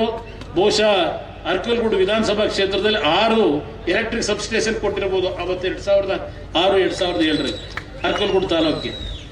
ಅದಷ್ಟೇ ಅಲ್ಲ, ಹಲವಾರು ನೀರಾವರಿ ಯೋಜನೆಗಳನ್ನು ಮುಂದುವರಿಸಿದ್ದೇವೆ. ರಸ್ತೆಗಳ ಕೆಲಸವೂ ಆಗಿರ್ತಕ್ಕಂಥದ್ದು. ಮಂಜಣ್ಣನು ಅವ್ರು ಹೇಳ್ದಂಗೆ ಅವ್ರ ಕಾಲದಲ್ಲೂ ಕೆಲವು ಕೆಲಸಗಳು ಅವರು ಮಾಡಿಸಿದ್ದಾರೆ. ಆದರೆ ಇವತ್ತು ಈ ಜಿಲ್ಲೆಯ ಸಮಗ್ರ ಅಭಿವೃದ್ಧಿಗೆ ನಮಗೆ ಸಿಕ್ಕಂತ ಕಡಿಮೆಯ ಅಥವಾ ಅವಧಿಯಲ್ಲಿ ಪ್ರಾಮಾಣಿಕವಾಗಿ ದುಡಿಮೆ ಮಾಡಿದ್ದೇವೆ. ನಮ್ಮ ಹಳ್ಳಿಯ ಹೆಣ್ಣು ಮಕ್ಕಳು ನಾನು ಗ್ರಾಮ ವಾಸ್ತವ್ಯ ಮಾಡಬೇಕಾದ್ರೆ ಈ ಒಂದು ಸಾರಾಯಿ ನಿಲ್ಸಪ್ಪ ಅಂತಕ್ಕಂಥ ಮಾತು ಹೇಳಿದ್ರು. ಹಳ್ಳಿಯ ಹೆಣ್ಣು ಮಕ್ಕಳಿಗೆ ಗೌರವ ಸಲ್ಲಿಸಲಿಕ್ಕೆ ಯಾವ ಒಂದು ಕಳಪೆ ಸಾರಾಯಿಯನ್ನ ಮಾರಾಟ ಮಾಡ್ತಾ ಇದ್ರು. ಅದನ್ನು ಕುಡಿದು ಹಲವಾರು ಕುಟುಂಬದಲ್ಲಿ ಸಾವು ನೋವುಗಳಾಗ್ತಾ ಇತ್ತು. ಸಾರಾಯಿಯನ್ನು ಸಂಪೂರ್ಣ ಈ ರಾಜ್ಯದಲ್ಲಿ ನಿಷೇಧ ಮಾಡೋದು. ಇನ್ನು ಲಾಟ್ರಿ ಸಂಪೂರ್ಣವಾಗಿ ಬಂದ್ ಮಾಡಿದ್ರೆ ಇವತ್ತೇನಾಗಿದೆ, ಎಂಥವು IPL ಕ್ರಿಕೆಟ್ ದಂಧೆ ನಿಮ್ಮ ಹಳ್ಳಿಗಳಲ್ಲಿ ನೀವು ಬೆಳೆಸಿರ್ತಕ್ಕಂಥ ನಿಮ್ಮ ಮಕ್ಕಳು ಆ ಕ್ರಿಕೆಟ್ ಬೆಟ್ಟಿಂಗ್ ದಂಧೆಗೆ ಹೋಗಿ ಮನೆ ಮಠ ಎಲ್ಲ ಹಾಳು ಮಾಡ್ಕೊತಾ ಇದ್ದಾರೆ. ರಕ್ಷಣೆ ಕೊಡೋರು ಯಾರು ಇಲ್ಲ ಬಡವರಿಗೆ. ಇದು ಈಗಿರ್ತಕ್ಕಂಥ ಸರ್ಕಾರಗಳು. ಇವತ್ತು ನಾನು ಈ ಒಂದು ಮೈತ್ರಿಗೆ ನಾವು ತೀರ್ಮಾನ ಮಾಡಿದ್ದು, ಸ್ವತಂತ್ರವಾಗಿ ನಮಗೆ 5 ವರ್ಷ ಸರ್ಕಾರ ಕೊಟ್ಟಿದ್ರೆ ಇವತ್ತು ಈ ರಾಜ್ಯವನ್ನ ದೇಶದಲ್ಲೇ ಮೊದಲನೇ ಸ್ಥಾನದಲ್ಲಿ ತೆಗೆದುಕೊಂಡು ಹೋಗ್ತಕ್ಕಂಥ ಎಲ್ಲಾ ರೀತಿಯ ಆರ್ಥಿಕ ಶಕ್ತಿ ಈ ನಾಡಿನ ಜನತೆಗೆ ಸರ್ಕಾರ ಕೊಟ್ಟಿದ್ದಾರೆ. ನಾವು ದುಡ್ಡಿಗೆ ಇನ್ನೊಬ್ಬರ ಮುಂದೆ ಹೋಗಿ ಕೈ ಬೊಟ್ಟು ಬೇಡಬೇಕಾಗಿಲ್ಲ. ನಮ್ಮ ತೆರಿಗೆ, ನಮ್ಮ ದುಡ್ಡು ಎಲ್ಲ ಘೋಷಣೆ ಮಾಡ್ಕೊಂಡು ಹೊರಟವರಲ್ಲ. ಈ ಘೋಷಣೆಯಿಂದ ದುಡ್ಡು ಬರಲ್ಲ, ಈ ಘೋಷಣೆಗಳಿಂದ ದುಡ್ಡು ಸಿಗಲ್ಲ. ನಿಮಗೆ ರಾಜಕೀಯ ಇದ್ರಲ್ಲೂ ನಿಮ್ಮ ಯೋಗ್ಯತೆಗೆ ಸರ್ಕಾರ ನಡೆಸಬೇಕಾದ್ರೆ ನೀವು ನಮ್ಮ ನಾಡಿನ ಜನತೆ ಕೊಟ್ಟಿರ್ತಕ್ಕಂಥ ತೆರಿಗೆ ಹಣವನ್ನ ಲೂಟಿ ಹೊಡಿದೆ. ಎಂಥವು ಪರ್ಸೆಂಟೇಜ್ಗಳವಲ್ಲ, 40%, 50% ಕಾಂಟ್ರಾಕ್ಟರ್ಗಳಿದ್ರೆ ಅನುಭವಿಸಿದ್ರಿ. ರೇವಣ್ಣ ಲೋಕೋಪಯೋಗಿ ಮಂತ್ರಿ ಇದ್ದಾಗ, ನಾನು ಮುಖ್ಯಮಂತ್ರಿ ಇದ್ದಾಗ ಯಾರಾದರೂ ಒಬ್ಬ ಕಾಂಟ್ರಾಕ್ಟರು ನಿಮ್ಮ ಕೆಲಸ ಮಾಡಿದಂಥ ಬಿಲ್ಲನ್ನ ಪಡಿಬೇಕಾದ್ರೆ, ದುಡ್ಡು ಪಡಿಬೇಕಾದ್ರೆ ಒಂದು ಬಿಡಗಾಸನ್ನ ಏನಾದರೂ ಪರ್ಸೆಂಟೇಜ್ ಲೆಕ್ಕದಲ್ಲಿ ಕೊಡಿ ಅಂತ ಕೇಳಿದ್ವ. ಮನೆ ಬಾಗಿಲಿಗೆ ಪ್ರತಿ ತಿಂಗಳು 30ನೇ ತಾರೀಕು ಕಾಂಟ್ರಾಕ್ಟರ್ಗಳು ಮನೆಗೆ ದುಡ್ಡು ಕೊಡಿಸಿವ. ಇದು ನಾವು ಮಾಡಿರ್ತಕ್ಕಂಥ ಕೆಲಸ. ಇನ್ನೊಬ್ರು ತಲೆ ಹೊಡೆಯೋ ಕೆಲಸ ಮಾಡಲಿಲ್ಲ, ಪ್ರಾಮಾಣಿಕವಾಗಿ ದುಡಿಮೆ ಮಾಡಿದ್ದೇವೆ. ಅದರಿಂದ ಇವತ್ತು ಈ ರಾಜ್ಯದಲ್ಲಿ ಇರ್ತಕ್ಕಂಥ ಸಮಸ್ಯೆಗಳು, ರೈತರ ಸಮಸ್ಯೆಗಳಿಗೆ ಏನಾದರೂ ಮಾಡಿ ಇವತ್ತು ನಾವು ಕೇಂದ್ರದಲ್ಲಿ ನರೇಂದ್ರ ಮೋದಿ ಅವರು ಪ್ರಧಾನಮಂತ್ರಿ ಆಗೋದನ್ನ ಯಾರೂ ತಪ್ಪಿಸ್ಲಿಕ್ಕಾಗಲ್ಲ ಅಂತಕ್ಕಂಥದ್ದು ದೇಶದಲ್ಲಿ ಇವತ್ತೇನು ಚರ್ಚೆ ಮಾಡ್ತಾ ಇದ್ದಾರೆ. ಇವತ್ತು ನಾವು ತೀರ್ಮಾನ ಮಾಡಿದ್ದು, ವಿರೋಧ ಪಕ್ಷದಲ್ಲಿ ಬರೀ ವೇದಿಕೆ ಮೇಲೆ ಭಾಷಣ ಮಾಡೋದ್ರಿಂದ ನಿಮ್ಮ ಕಷ್ಟವನ್ನು ಬಗೆಹರಿಸಲಿಕ್ಕೆ ಸಾಧ್ಯ ಇಲ್ಲ. ಇದೆಲ್ಲ ನೋಡಿದ್ದೇನೆ. ಇವತ್ತು ಅಲ್ಲಿ ಕೇಂದ್ರದಲ್ಲಿ ಅವರು ಸರ್ಕಾರ ಮಾಡ್ತಕ್ಕಂಥ ಪರಿಸ್ಥಿತಿನಲ್ಲಿ ನಮಗೆ ಇವತ್ತೇನು ಶಕ್ತಿ ಇಲ್ಲ. ಆ ಶಕ್ತಿಯನ್ನ ಇವತ್ತು ಪಡಿಬೇಕು ಅಂತ ಹೊರಟಿರೋದು ವೈಯಕ್ತಿಕವಾದ ನನ್ನ ಸ್ಥಾನಮಾನಕ್ಕಲ್ಲ. ನಾನು ಎಷ್ಟು ವರ್ಷ ಬದುಕಿರ್ತೀನೋ ಗೊತ್ತಿಲ್ಲ, 3ನೇ ಬಾರಿ ಮೊನ್ನೆ ಆಪರೇಷನ್ ಮಾಡಿಸ್ಕೊಂಡ್ಬಂದು ಕಳೆದ 10 ದಿನದಿಂದ ನಾನೇನು ಹೋರಾಟ ಮಾಡ್ತಾ ಇದ್ದೇನೆ. ಈ ಶಕ್ತಿ ಈ ನಾಡಿನ ಹಲವಾರು ಬಡ ಕುಟುಂಬದ ನನ್ನ ತಾಯಂದಿರು ಅರಸಿ ಇವತ್ತಿನ್ನೂ ಆ ಶಕ್ತಿ ಉಳಿಸ್ಕೊಂಡಿದ್ದೇನೆ. ಆ ಭಗವಂತ ನಾನು ಉಳಿಸಿದ್ದಾನೆ. 3 ಬಾರಿ ಇವತ್ತೇನು ಜೀವ ಪಡೆದಿದ್ದೇನೆ, ಮರುಜನ್ಮ ಪಡೆದಿದ್ದೇನೆ. ನನ್ನ ಮುಂದೆ ಇರ್ತಕ್ಕಂಥದ್ದು ಯಾವ ರೈತರ ಬಗ್ಗೆ ಕೆಲವು ಕಾರ್ಯಕ್ರಮಗಳನ್ನು ಕೊಡ್ತಕ್ಕಂಥದ್ರಲ್ಲಿ ಕೇಂದ್ರ ಸರ್ಕಾರವು ಇವತ್ತು ಸಹ ಕೆಲವು ನಿರ್ಲಕ್ಷ್ಯ ಇದೆ. ರೈತರ ಬಗ್ಗೆ ಇವತ್ತು ಉತ್ತಮವಾದ ಕಾರ್ಯಕ್ರಮಗಳನ್ನು ಅನುಷ್ಠಾನಕ್ಕೆ ತರಲಿಕ್ಕೆ ದೇವೇಗೌಡರ ಮಾರ್ಗದರ್ಶನದಲ್ಲಿ ನನ್ನ ರೈತರ ಧ್ವನಿಯಾಗಿ ಈ ನಾಡಿನಲ್ಲಿ, ಈ ದೇಶದಲ್ಲಿ ರೈತರಿಗೆ ಯಾವ ರೀತಿಯ ಕಾರ್ಯಕ್ರಮಗಳನ್ನ ಈ ದೇಶದಲ್ಲಿ ತರಬೇಕಾಗ್ತದೆ ಅದನ್ನ ಮನವೊಲಿಸ್ತಕ್ಕಂಥ ನಿಟ್ಟಿನಲ್ಲಿ ಕೇಂದ್ರ ಸರ್ಕಾರದಲ್ಲಿ ಇವತ್ತು ಕೆಲಸ ಮಾಡಿ ನಮ್ಮ ರೈತರ ಬದುಕನ್ನು ಸರಿಪಡಿಸಬೇಕು ಅನ್ನೋದಕ್ಕೋಸ್ಕರವಾಗಿ ನಾನು ಲೋಕಸಭಾ ಚುನಾವಣೆಯಲ್ಲಿ ನಿಂತಿದ್ದೇನೆ. ಇಲ್ಲದೇ ಇದ್ದಿದ್ರೆ ನಾನು ಲೋಕಸಭೆಯಲ್ಲಿ ನಿಲ್ಲಬೇಕಾದ ಅವಶ್ಯಕತೆ ಇರಲಿಲ್ಲ. ಇವತ್ತು ಮುಂದಿನ 12 ದಿನಗಳ ಕಾಲ 50 ಬಹಿರಂಗ ಸಭೆಗಳಿಗೆ ಭಾಗವಹಿಸ್ತಾ ಇದ್ದೇನೆ. ನಾನು ಮಂಡ್ಯದಲ್ಲಿ ಅರ್ಜಿ ಹಾಕಿ ಬಂದಿದ್ದೇನೆ. ಮಂಡ್ಯದಲ್ಲಿ ನಾನು ಗೆಲ್ಲಬೇಕು ಅಂತ ಹೇಳಿ ದಿನ ಹೋಗಿ ಮಂಡ್ಯದಲ್ಲಿ ಕೂತಿಲ್ಲ ನಾನು. ಇಡೀ ರಾಜ್ಯದಲ್ಲಿ ಇವತ್ತು ಈ ಪಕ್ಷವನ್ನು ಅಧಿಕಾರಕ್ಕೆ ತರಲಿಕ್ಕೆ NDA, BJP ಮತ್ತು JDS ನ ಅಭ್ಯರ್ಥಿಗಳನ್ನ ಇವತ್ತು 28ಕ್ಕೆ 28 ನಿಮ್ಮ ಆಶೀರ್ವಾದದಲ್ಲಿ ಗೆಲ್ಲಬೇಕು ಅಂತಕ್ಕಂಥ ಒಂದು ಹೋರಾಟದಲ್ಲಿ ನಾನು ಮಂಡ್ಯದಲ್ಲಿ ಹೋಗಿ ಠಿಕಾಣಿ ಹೊಡ್ಕೊಂಡು ಕೂತಿಲ್ಲ. ನಾನೊಬ್ಬ ಗೆಲ್ಲಬೇಕು ಅಂತೇಳಿ ಮಂಡ್ಯದ ನನ್ನ ಹೋರಾಟ ಮಂಡ್ಯ ಜಿಲ್ಲೆಯ ಜನತೆಗೆ, ಅಲ್ಲಿಯ ಕಾರ್ಯಕರ್ತರಿಗೆ ಬಿಟ್ಟಿದ್ದೇನೆ. ನಾನು ಹಳ್ಳಿ ಸುತ್ತಲಿಕ್ಕೆ ಹೋಗಲ್ಲ. ಅವ್ರು ಹೇಳಿದ್ದಾರೆ, ನೀನು ಗೆಲ್ಲಿಸ್ತಕ್ಕಂಥದ್ದು ನಮ್ಮ ಜವಾಬ್ದಾರಿನಪ್ಪ. ಬೇರೆ ಕಡೆ ಪಕ್ಷ ಬೆಳವಣಿಗೆಗೆ ನೀನು ಶ್ರಮ ಹಾಕುವಂತ ನನಗೆ ಮಂಡ್ಯ ಜಿಲ್ಲೆಯ ಜನತೆ ಆಶೀರ್ವಾದ ಮಾಡಿದ್ದಾರೆ. ಇವತ್ತು ಚುನಾವಣೆ ನಿಂತಿರ್ತಕ್ಕಂಥದ್ದು ಈ ದೇಶದಲ್ಲಿ ರೈತರ ಮತ್ತು ಬಡ ಕುಟುಂಬಗಳ ಜಾತಿಯ ಪ್ರಶ್ನೆ ಇಲ್ಲ. ಇಲ್ಲಿ ಹಲವಾರು ಜನ ಕೂತಿದ್ದೀರಿ. ಇಲ್ಲಿ ಮೇಲ್ಗಡೆ ಕೂತಿದ್ದಾಗ ವೇದಿಕೆಯಲ್ಲಿ ಬಂದರು. ಕೆಲವರು ಜನ ಹೇಳಿದ್ರು, ನಾವು ಕುರುಬರಣ, ನಾವು ಮಂಜಣ್ಣನ ಜೊತೆಲಿದ್ದು ಈ ಪಕ್ಷಕ್ಕೆ ದುಡಿಮೆ ಮಾಡಿದ್ದೇವೆ. ಇದನ್ನ ಬಂದು ವೇದಿಕೆ ಮೇಲೆ ಹೇಳ್ತಾರೆ. ಇವತ್ತು ನಾನು ಹೇಳ್ತೀನಿ, ನಾನು ಜಾತಿಯಿಂದ ಜನರನ್ನು ಗುರುತಿಸಿಲ್ಲ. ಯಾರಾದ್ರೂ ನನ್ನ ಹತ್ರ ಕಷ್ಟ ಅಂತ ಬಂದಾಗ ನಿಮ್ ಕಷ್ಟ ಏನು ಅಂತ ಕೇಳಿದ್ದೇನೆ ಹೊರತ ನೀನ್ ಯಾವ ಜಾತಿನಪ್ಪ ಅಂತ ಎಂದೂ ಕೇಳಿಲ್ಲ ನಾನು. ಕಷ್ಟಕ್ಕೆ ಸ್ಪಂದಿಸಿದ್ದೇನೆ, ಅವ್ರ ಕಷ್ಟ ಸ್ಪಂದಿಸಿದ್ದೇನೆ.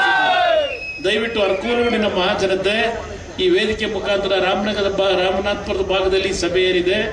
ಮಂಜಣ್ಣ ಅವರೊಂದು ಮಾತು ಹೇಳಿದ್ರು.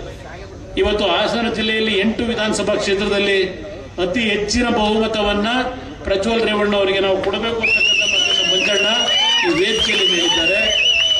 ಈ ಒಂದು ಕ್ಷೇತ್ರದ ಅಭಿವೃದ್ಧಿ ರೇವಣ್ಣ ಅವರು ನಾನು ಇಬ್ರು ಜೊತೆಗೂಡಿ ಮಂಜಣ್ಣ ಅವರು ಏನ್ ಆಗಬೇಕು ಅಂತ ಹೇಳ್ತಾರೆ ಆ ಎಲ್ಲಾ ಕಾರ್ಯಕ್ರಮಗಳನ್ನು ತಂದು ಕೊಡ್ತಕ್ಕಂಥದ್ದು ನಮ್ಮ ಜವಾಬ್ದಾರಿ. ಇನ್ನು ಒಂದು ವರ್ಷದಲ್ಲಿ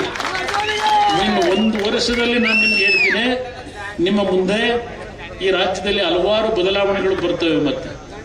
ಮತ್ತೆ ನೀವು ಬೆಳೆಸಿರ್ತಕ್ಕಂಥ ನಿಮ್ಮ ಮಕ್ಕಳ ಪಾಲಿಗೆ ಈ ನಾಡನ್ನ ಸೇವೆ ಸಲ್ಲಿಸ್ತಕ್ಕಂಥ ಈ ನಾಡಿನ ಬಡವರಿಗೆ ಯಾವುದೇ ಜಾತಿ ಇರಲಿ ಎಲ್ಲರ ಒಂದು ಸ್ವಾಭಿಮಾನದ ಬದುಕನ್ನ ನೀವು ನಿರ್ವಹಣೆ ಮಾಡ್ತಕ್ಕಂಥ ರೀತಿಯ ಸರ್ಕಾರವನ್ನ ಇನ್ನು ಒಂದು ವರ್ಷದಲ್ಲಿ ತರ್ತಕ್ಕಂಥ ಒಂದು ದಿನ ದೂರ ಇಲ್ಲ. ಭಗವಂತ ಏನು ರಾಮನಾಥಪುರದ ಒಂದು ರಾಮನಾಥೇಶ್ವರಿಗೆ ರೇವಣ್ಣ ಅವರು ಪೂಜೆ ಸಲ್ಲಿಸಿ ಆಮೇಲೆ ಇಲ್ಲಿ ಬನ್ನಿ ಅಂದರು. ಅಲ್ಲಿ ಹೋಗಿ ಪೂಜೆ ಸಲ್ಲಿಸಿ ಬಂದಿದ್ದೇನೆ. ರಾಮನಾಥೇಶ್ವರ ಸ್ವಾಮಿಯ ಸನ್ನಿಧಾನದಲ್ಲಿ ಇವತ್ತೇನು ಪೂಜೆ ಮಾಡಿ ಬಂದಿದ್ದೇವೆ.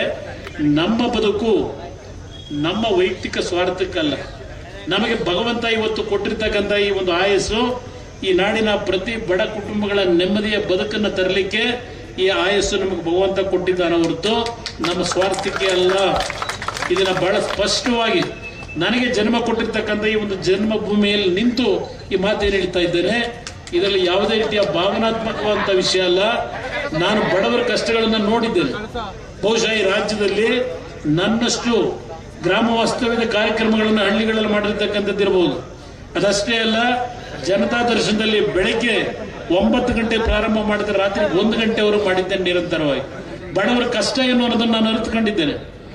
ಆ ಬಡವರ ಕಷ್ಟವನ್ನು ಯಾವ ರೀತಿ ಸರಿಪಡಿಸಬೇಕು, ಪ್ರತಿ ಕುಟುಂಬ ಸ್ವಾಭಿಮಾನದಿಂದ ಯಾವ ರೀತಿ ಬದುಕಬೇಕು, ಇದನ್ನ ಈ ರಾಜ್ಯದಲ್ಲಿ ತರಬೇಕು ಅನ್ನೋದಕ್ಕೋಸ್ಕರ ಆ ಭಗವಂತನಿಗೆ 3ನೇ ಒಂದು ಜನ್ಮವನ್ನ ಮೊನ್ನೆ ಏನು ಕೊಟ್ಟಿದ್ದಾನೆ. ಇವತ್ತು ಈ ವೇದಿಕೆ ಮುಖಾಂತರ ಹೇಳ್ತಾ ಇದ್ದೇನೆ, ಕೈ ಜೋಡಿಸಿ ಮನವಿ ಮಾಡ್ತೇನೆ. ಎಸ್, ಕೆಲವು ವಿಷಯದಲ್ಲಿ ಕೆಲವು ತಪ್ಪುಗಳಾಗಿರ್ಬೋದು. ಆದರೆ ದೇವೇಗೌಡರು ಈ 91ನೇ ವಯಸ್ಸಿನಲ್ಲೂ ರಾಜ್ಯಸಭೆಯಲ್ಲಿ ವೀಲ್ ಚೇರ್ ಅಲ್ಲಿ ಹೋಗಿ ಈ ನಾಡಿನ ಜನತೆಯ ಸಮಸ್ಯೆಗಳ ಬಗ್ಗೆ ಧ್ವನಿ ಎತ್ತಿ ಏನಲ್ಲಿ ರಾಜ್ಯಸಭೆಯಲ್ಲಿ ಮಾತನಾಡ್ತಾರೆ. ಆ ಶಕ್ತಿ ಕುಂದಬಾರದು. ನೀವು ಬೆಳೆಸಿರ್ತಕ್ಕಂಥವ್ರು ಏನೇ ತಪ್ಪುಗಳಿದ್ರು ಸರಿಪಡಿಸ್ಕೊಳ್ತಕ್ಕಂಥದ್ದಕ್ಕೆ ನಮ್ಮಗಳಿಗೆ ಅವಕಾಶ ಕೊಡಿ. ಮುಂದಿನ ದಿನಗಳಲ್ಲಿ ಮಂಜಣ್ಣ ಹೇಳಿದಂತ ರೀತಿಯಲ್ಲಿ ಹಾಸನ ಜಿಲ್ಲೆಯಲ್ಲೂ ನಾನು ತಿಂಗಳಲ್ಲಿ 2 ದಿನವಾದರೂ ರೇವಣ್ಣ ಅವರ ಜೊತೆ ಬಂದು ಈ ಜಿಲ್ಲೆಯ ಸಮಗ್ರ ಅಭಿವೃದ್ಧಿ ಏನಾಗಬೇಕಾಗಿದೆ ಆ ಒಂದು ಜವಾಬ್ದಾರಿಯನ್ನ ತೆಗೆದುಕೊಳ್ತಕ್ಕಂಥದ್ದು ನನ್ನ ಜವಾಬ್ದಾರಿಯಲ್ಲಿ. ನಾನು ಇಲ್ಲಿವರೆಗೂ ಬರಲಿಲ್ಲ ಹಾಸನ ಜಿಲ್ಲೆಯ ರಾಜಕಾರಣ. ರೇವಣ್ಣ ಅವರು ಏನ್ ಹೇಳಿದ್ರು, ನಾನು ಅಧಿಕಾರದಲ್ಲಿದ್ದಾಗ 1 ಸೆಕೆಂಡ್ ನೋಡಲಿಲ್ಲ, ನಾನು ಜಿಲ್ಲೆಯ ಅಭಿವೃದ್ಧಿ ಆಗಬೇಕು ಅಂತ ಹೇಳಿ ಅವತ್ತೇನು ನಾವು ಕಾರ್ಯಕ್ರಮಗಳನ್ನು ಕೊಟ್ಟಿದ್ದೇವೆ. ಈ ಜಿಲ್ಲೆ ದೇಶದಲ್ಲೇ ಒಂದು ಮಾದರಿ ಜಿಲ್ಲೆಯಾಗಿ ಪರಿವರ್ತನೆ ಆಗ್ತಕ್ಕಂಥ ನಿಟ್ಟಿನಲ್ಲಿ ಮುಂದಿನ ದಿನಗಳಲ್ಲಿ ಕಾರ್ಯಕ್ರಮಗಳನ್ನು ಜಾರಿಗೆ ತರತಕ್ಕಂಥದ್ದು ನಮಗೆ ಇವತ್ತು ನಮ್ಮ ಜವಾಬ್ದಾರಿ ಇದೆ ಅಂತಕ್ಕಂಥದ್ದು ಅರಿತುಕೊಂಡಿದ್ದೇನೆ. ಅದಷ್ಟೇ ಅಲ್ಲ, ಈ ನಾಡಿನ ಅಭಿವೃದ್ಧಿ, ಈ ದೇಶದಲ್ಲಿ ಈ ರಾಜ್ಯದಲ್ಲಿ ದುಡ್ಡಿಗೆ ಸಮಸ್ಯೆ ಇಲ್ಲ. ಈ ರಾಜ್ಯದ ಖಜಾನೆ, ಈ ರಾಜ್ಯದ ಜನತೆ ಸಂಪೂರ್ಣವಾಗಿ ತುಂಬಿಸಿಟ್ಟಿದ್ದೀರಿ. ಆ ದುಡ್ಡನ್ನ ಇವತ್ತು ಲೂಟಿ ಹೊಡೆಯತಕ್ಕಂಥದ್ದನ್ನ ಸ್ವಲ್ಪ ನಿಲ್ಲಿಸಿದ್ರೆ ನಿಮ್ಮ ಎಲ್ಲಾ ಕಷ್ಟ ಸುಖಗಳನ್ನ ಬಗೆಹರಿಸ್ತಕ್ಕಂಥ ಶಕ್ತಿ ಈ ರಾಜ್ಯದಲ್ಲಿ ಇದೆ. ನಿಮ್ಮ ದುಡಿಮೆಯ ಹಣ ಇವತ್ತು ಯುವಕರಿಗೆ ಉದ್ಯೋಗ ಹೇಳ್ತಾರೆ.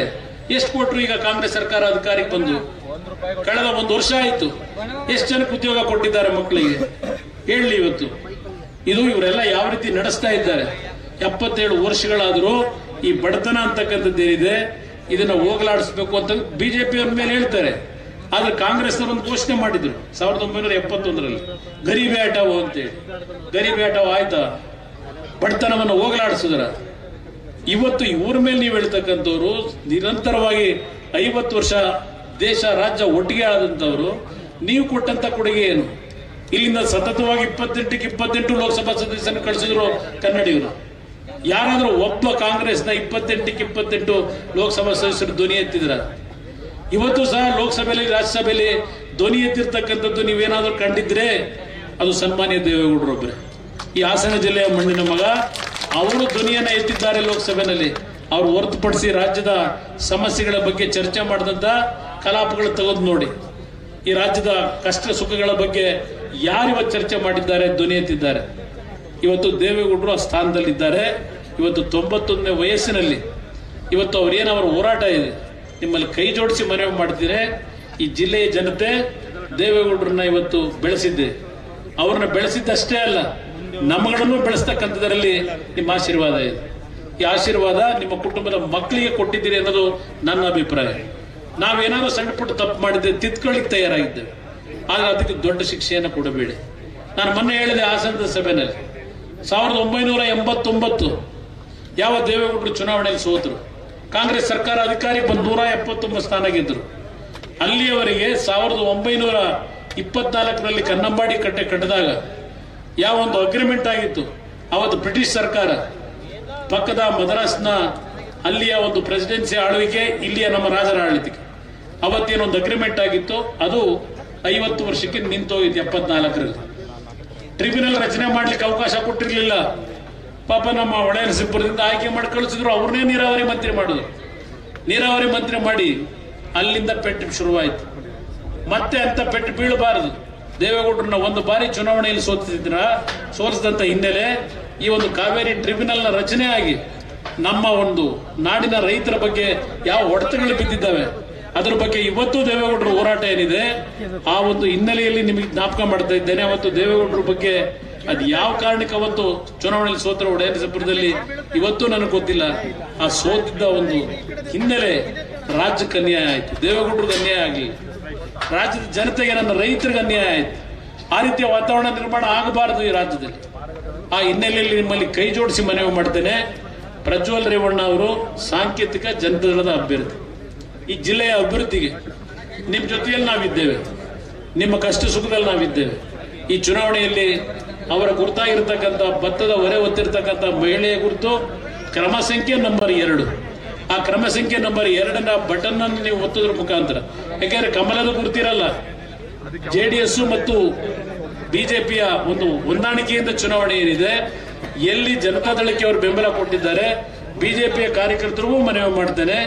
ನಾವು ಎಲ್ಲಿ ಬೆಂಬಲ ಕೊಟ್ಟಿದ್ದೇವೆ ಇಡೀ ರಾಜ್ಯದ 25 ಲೋಕಸಭಾ ಕ್ಷೇತ್ರಕ್ಕೆ, ಅಲ್ಲಿ ನಮ್ಮ ಪಕ್ಷದ ಕಾರ್ಯಕರ್ತರು ಸಹ ಕಮಲದ ಗುರುತಿಗೆ ಅಲ್ಲಿ ಮತ ಕೊಡಬೇಕು.